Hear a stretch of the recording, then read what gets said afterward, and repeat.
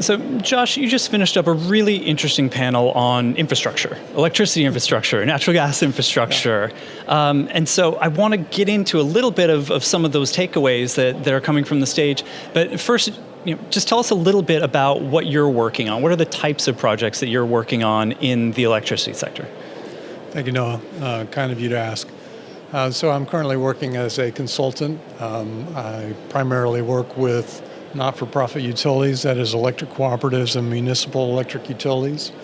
And I provide primarily strategic information for them as it relates to formation of their power supply needs, as well as how to interact with the organized markets, that is RTOs such as ERCOT and MISO, that have highly technical systems, highly sophisticated rules as how you interact with the market. Okay, so these are the organizations that are bringing us power every single day, and you're helping them to make sure that they've got the power that they need to make sure we have the power that we need. Yes, but primarily smaller utilities that don't have the heft and the scale of larger investor-driven entities that can stock up on fundamental analysis, lots of things. They're dependent on a different community of consulting space to feed them information. Okay, well, I want to talk about this panel. What do you hope that the audience took away from it? Obviously there was a lot discussed on stage, but what's that one takeaway that you hope people are talking about afterwards? I would say that my takeaway is that I think there's consensus that data centers are on the move. They're moving. Everybody sees it coming. It's the elephant in the room, and it's coming straight at us. Mm-hmm. At the same time, how that's going to come out is highly uncertain. I think it's going to be very lumpy, and then in some places it's going to take off and go crazy. In other places it's going to stagnate and not really move at all. And that's going to be driven by a lot of state policy, mm-hmm. And a lot of community willingness to stand down when there's an opportunity to oppose a regulatory motion that could enable a project. So it's coming, but it faces a lot of challenges in the electric space. One of the big ones there is transmission. How can we move the power? And, at least to get ahead, initially where data centers are going to have to focus is where transmission isn't a necessity, where they can either marry up to an existing source of power or build their own. I think that's where the first push is going to be, because the transmission play is just too uncertain for most of them. So I want to talk about that lumpiness a little bit and where we potentially see winners and losers, maybe regionally or across the U.S. But I'm really interested. When was the last time that we saw this type of load growth in the U.S., where we saw this trajectory of demand, and how did we solve it at that point? And I guess, is it different? Can we follow the same playbook, or do we need to do something new? If you just focused on electric power, sure. This is hasn't been seen for 2 generations. You saw tremendous growth in the electric grid in the United States between 1940 and 1975, and you did see these kind of clips of growth, 10%, 15% per decade. Mm-hmm. But you had, a much different economy. You had a much different, geographic space to work with at that time. There's been other cycles of growth in our economy of this magnitude, but not specifically electric. So how does it work today? I would say nothing to do with 1940, 1950, 1960. Okay. It has everything to do with market-based economies and facilitating innovation on how to work your way through that economy and work your way through the competition chute.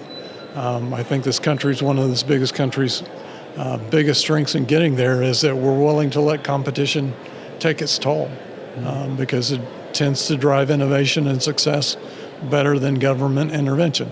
With that said, in the global race for winning these type of economic plays, we're up against some stiff competition. People like China are willing to take a step back and look at all the pieces that got to fit into place to get there on schedule, and they're pretty good at making those schedules.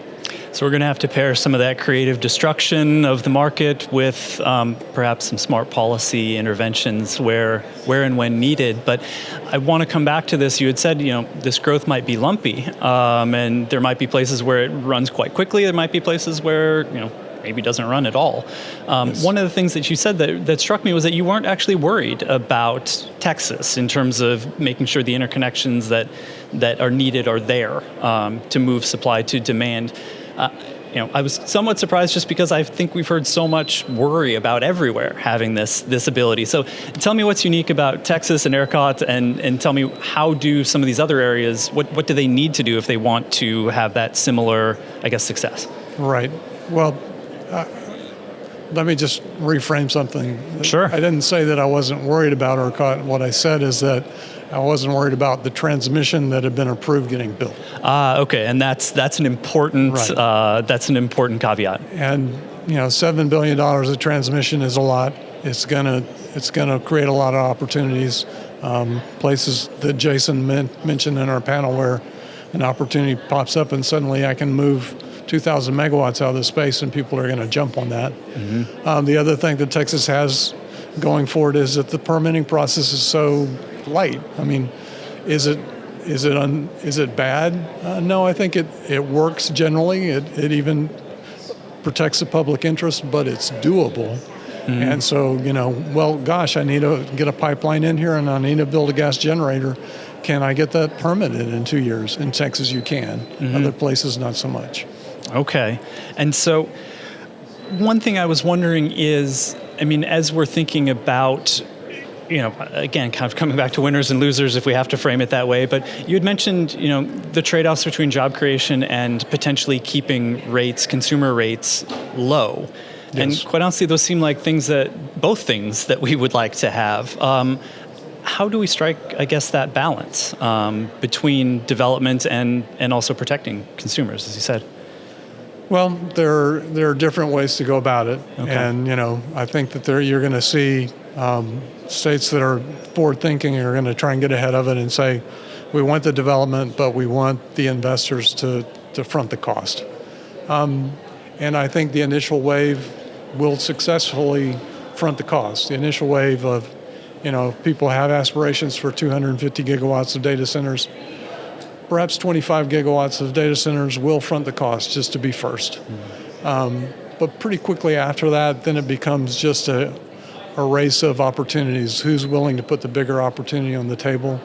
And we see that nationwide with all kinds of industries. We saw that even with data centers before AI wasn't a thing. Mm-hmm. That in my work with the wholesale cooperative, we had 16 different cooperatives, and they were seeing solicitations for 20 or 50 gigawatts to supply a metadata center or something like that. But most of those never went anywhere because that same solicitation for 50 megawatts was replicated 20 different places. And so in those cases, the development mindset that we've developed successfully in places like Texas, but in a lot of places in the United States is, build a ball field, they will come.